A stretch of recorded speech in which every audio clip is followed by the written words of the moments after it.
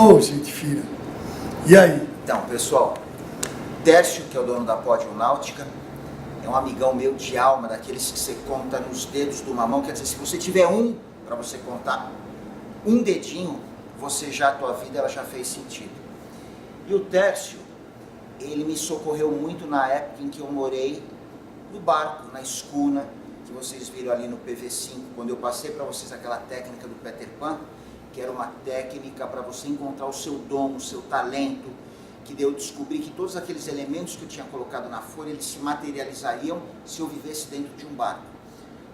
Estar em contato com a natureza, a aventura, a viagem, morar como se fosse aquela casinha na árvore, eu poderia morar dentro do barco, aprender um ofício prático, aprender coisas de marinharia, de motor, de barco que eu aprendi, me relacionar com pessoas, ter um trabalho que me desse, além de prazer, me desse dinheiro, satisfação, realização. E daí neste caminho, enquanto eu estava fazendo o barco e depois, foi onde eu encontrei o pessoal da Pódio Náutica, eu me socorri muito neles, e eu descobri como o Tércio, com o irmão dele, com o Sérgio, com a Simone, muito mais do que o trabalho profissional, quer dizer, eu descobri uma empatia de alma, de assuntos, de conversas. Então a gente fazia verdadeiras tertúlias, como os marinheiros dizem, quer dizer, assuntos, mas não eram tanto de marinharia, eram mais ligados às coisas da alma. E o Tércio, ele é um cara extremamente sensível, extremamente humano, extremamente do outro. Então eu me lembro uma vez que ele estava lá na Almada, estava com os nossos amigos lá, e ele tinha um canivete suíço, daqueles poderosos, que abria 27 mil ferramentas, e o meu amigo lá, que morava lá, ele estava precisando de uma ferramenta assim, não teve dúvida, entregou o canivete dele, você se lembra, né? O Jaime. Pro Jaime. E deu de presente. Daí um dia que ele desceu lá com um caiaque pra gente curtir lá no ranchinho, ele acabou vendo lá a molecada, ele acabou deixando o caiaque lá de presente pra gente. Mas posso te falar, Marcão? Não é eu que dei, é o Jaime que é merecedor de receber. É isso. Tem uma coisa interessante, que o Marcão estava falando, que eu socorri ele. Eu vou falar o que esse grande homem me socorreu. Eu estava passando um momento na minha vida, um dos piores ao longo da minha vida, e um de grande aprendizagem, né, que eu tive na minha vida. Meu irmão adoeceu de uma hora para outra, vítima de uma depressão profunda, e eu liguei para os meus amigos, liguei para o Dr. Mário, que é homeopata, e me veio de eu ligar para o Marcos. E o Marcos, toda noite, quase toda hora, me ligava e tentava com que eu ajudasse o meu irmão, me orientava para eu ajudar o meu irmão. E eu às vezes ligava Marcão e tal. Chegou um ponto que o Marcão falou assim: Tércio, olha, tem um cara que eu conheço que pode ajudar a gente. Eles já sabem quem é do canal. Que chama professor Adelino da Rosa. Adelino da Rosa. Eu trabalhei com esse cara, Tércio, e ele é top. PV14. E eu, na verdade, busquei o professor Adelino. E meu irmão não queria ir, porque ele estava com depressão, ele não confiava em ninguém, ele se fechou muito. E graças a Deus, nesse fechamento, eu ainda tinha uma conversa com ele. Quando o corpo dele se curvava todo de dor, eu esticava, fisicamente, eu esticava. Depois os medos dele vinham, aí eu falava, com calma, se você está com medo que uma ambulância é uma polícia que vai te pegar, vamos esperar uma hora. Quanto tempo você sai dessa? Ele falou assim, não, eu acho que em meia hora ela chega. Beleza, então você vai ficar com tempo de meia hora. Depois de meia hora eu vou te perguntar, ela chegou? Ela veio te pegar, a polícia?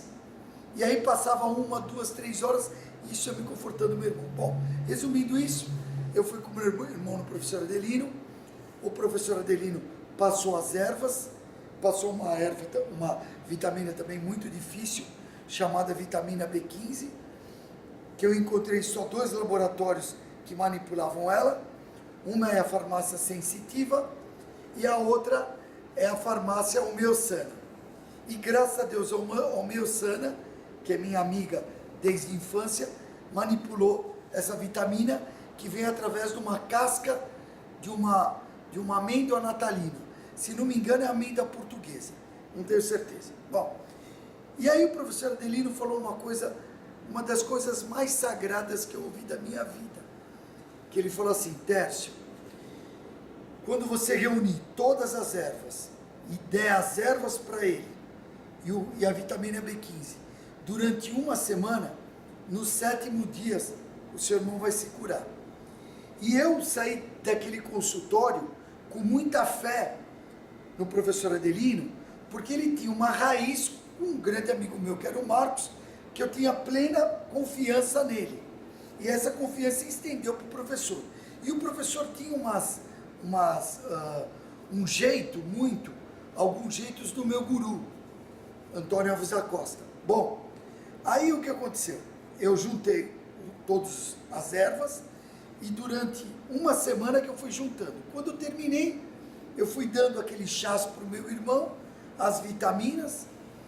No 7º dia, do 7º para o 8º dia, meu irmão acordou de manhã. Eu estava na casa da minha mãe, do lado dele, porque ele queria se matar, essas coisas todas. E ele falou assim: mãe, aí a minha mãe: fala, filho. Mãe, eu estou curado. Então eu tenho um profundo respeito, que hoje em espírito e alma e anjinho da guarda do professor Adelino,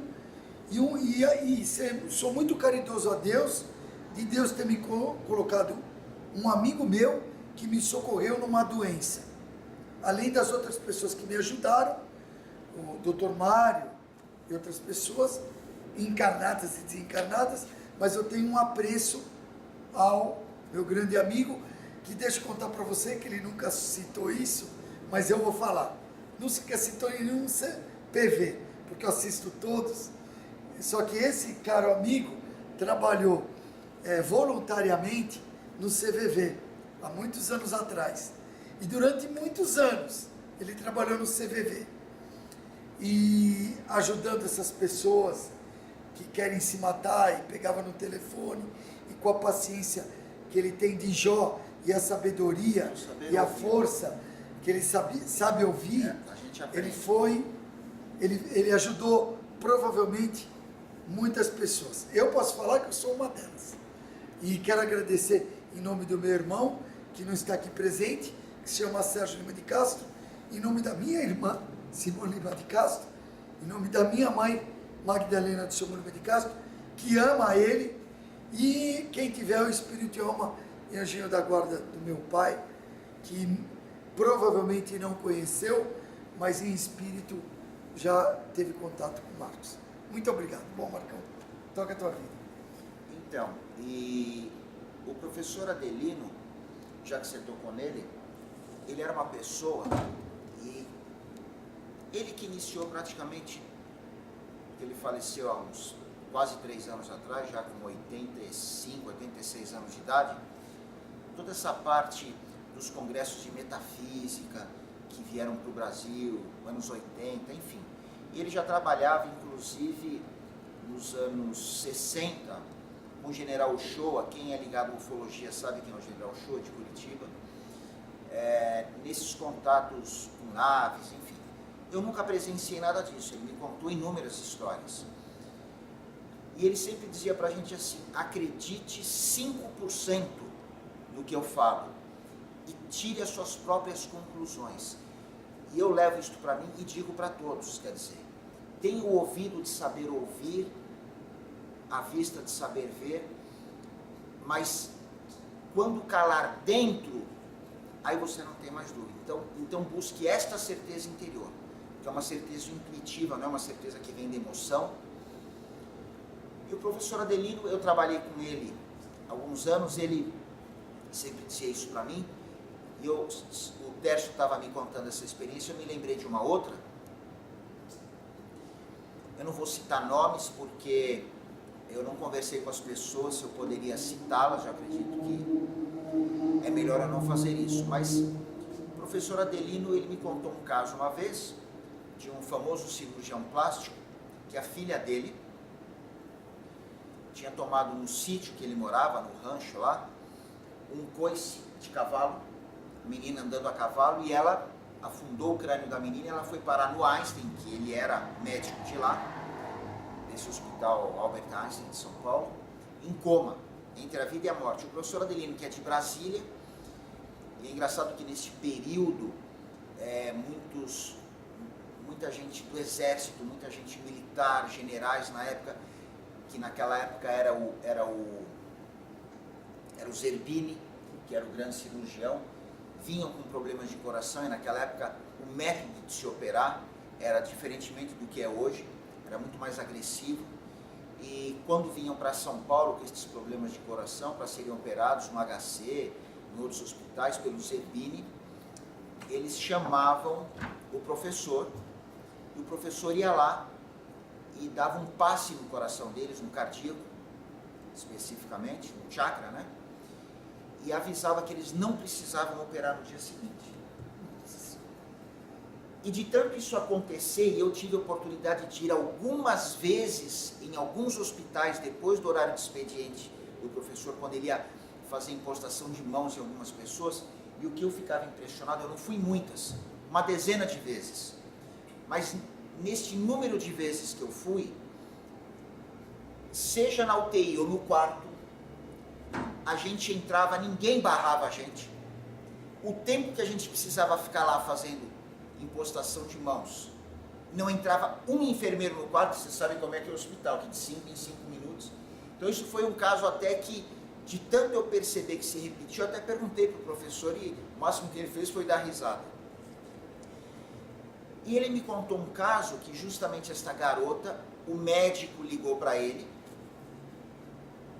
e eu sabia onde era a clínica desse médico, porque eu sempre que ia para o colégio, na época eu passava em frente à clínica dele, na Cidade Jardim, cirurgião plástico, ligou para ele e falou: professor, aconteceu isso com a minha filha, e o professor disse que ele teve um insight interior, que se ele conseguisse manter a menina viva, ele iria para São Paulo, ele iria dar energia para a menina durante 21 dias, sempre depois do horário dele de serviço, e que no 21º dia ela ia acordar e pedir uma Coca-Cola.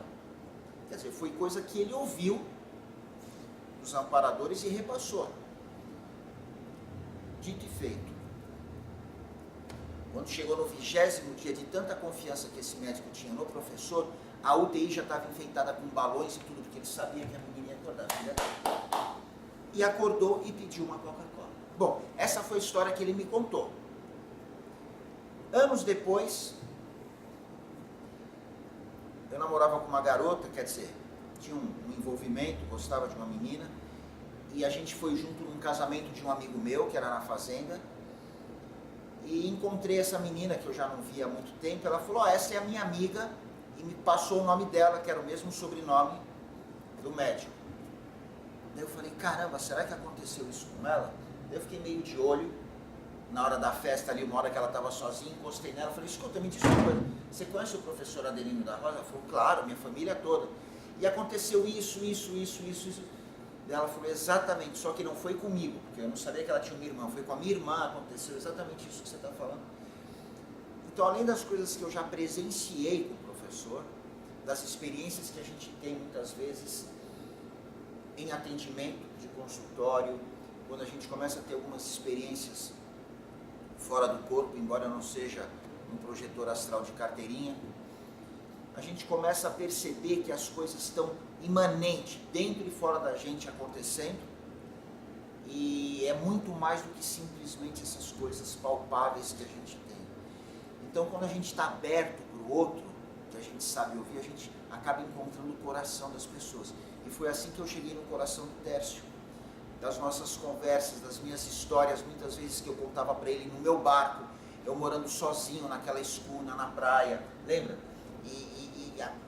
Como você se inspirava e acreditava, e falava: pô, imagino você lá no teu barco, sozinho à noite, aquele barulho do mar e não sei o que, as experiências que você teve.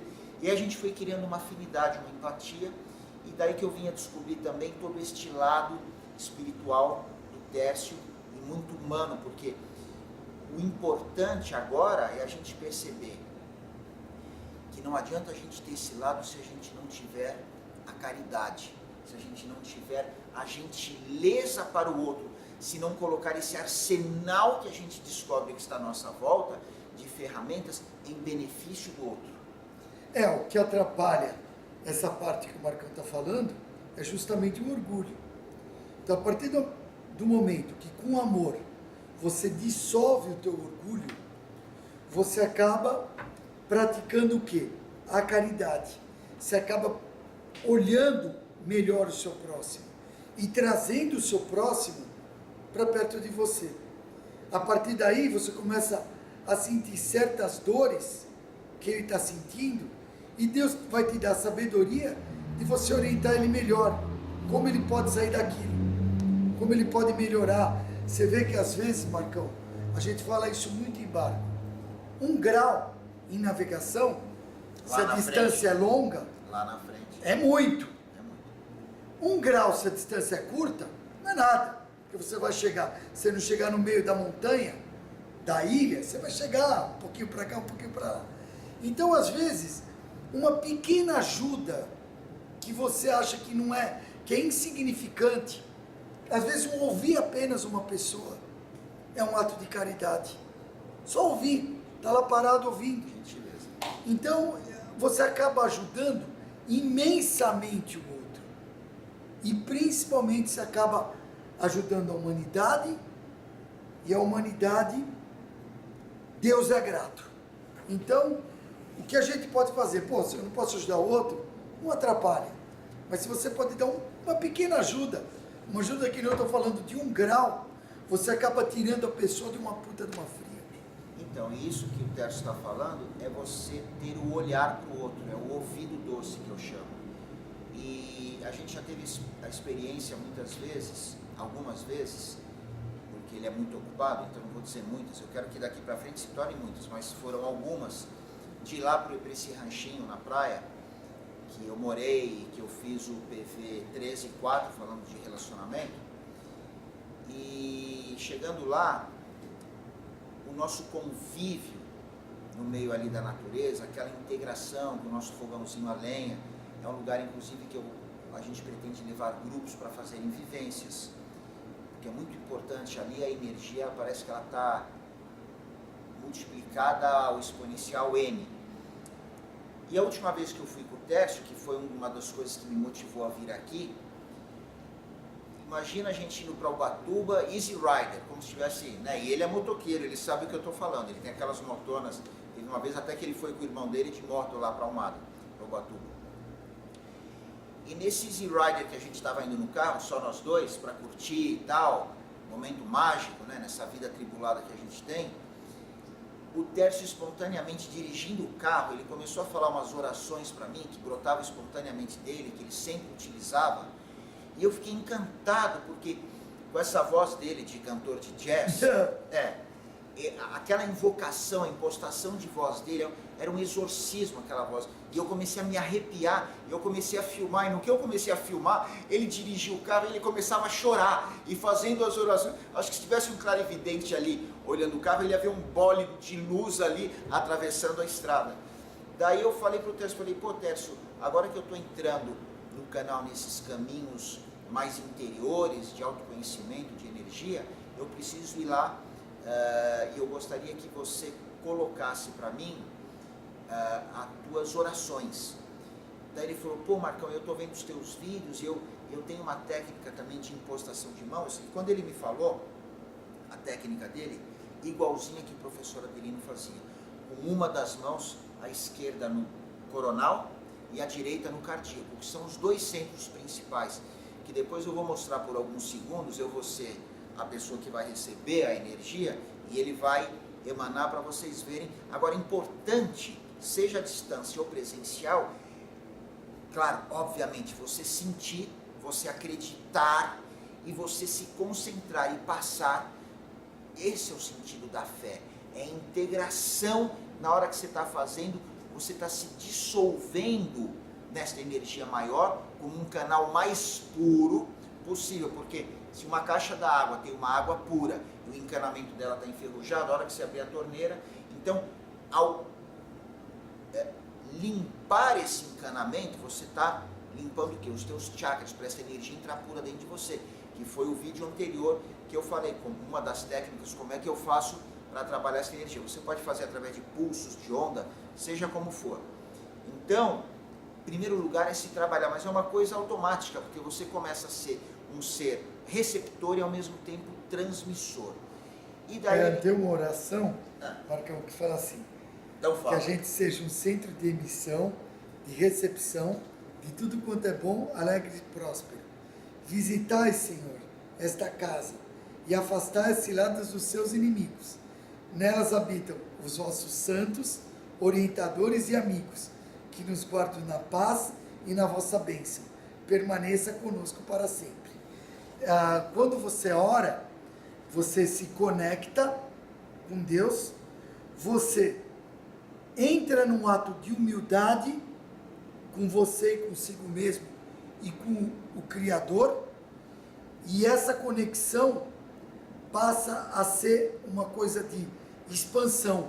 Ao mesmo tempo você conecta, você expande em volta de você, e essa energia expandida volta e conecta para o Logos, ou Tetragrammaton, Jeová, Didai, o nome que você quiser usar. Poteto Esbri. Energia cósmica, como diz a E então eu penso muito isso. Alfa, ômega na sua totalidade, o Logos. Então é muito importante, só vou dar só um toque que eu aprendi com o meu guru, que a gente tem que dar posição da gente, onde a gente está. Então eu costumo muito, quando eu oro, vamos supor, se eu estou na minha casa, então eu falo assim,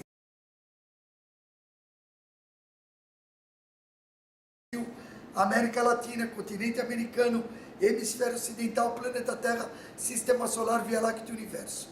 Então primeiro você se conecta e fala, olha, Senhor, eu estou aqui. E o dia que você está?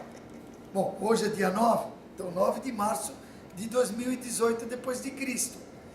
E principalmente, se as pessoas puderem, não orar de pé. Eu aprendi na minha vida que você ora ou ajoelhado ou sentado na posição de lótus, na minha opinião. Então, quando você fazer só essas pequenas preparações, posição de lótus ou ajoelhado, a sua posição exata no universo, o seu nome completo, a sua data de nascimento. Eu costumo muito falar isso, porque eu oro muito por meu filho, né? Então eu falo assim, Lucas Ramaldes Lima de Castro, né?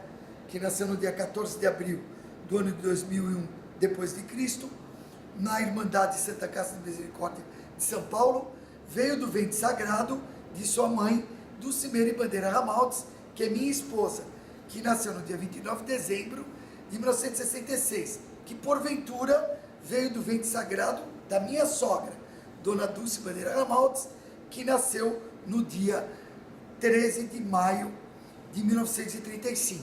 Então você cria com uma linha, uma conduta de mais ou menos quase um século, entendeu? De conexão para onde o Lucas chegou. Pô, por que o Lucas está aqui? Não, o Lucas está aqui por quê?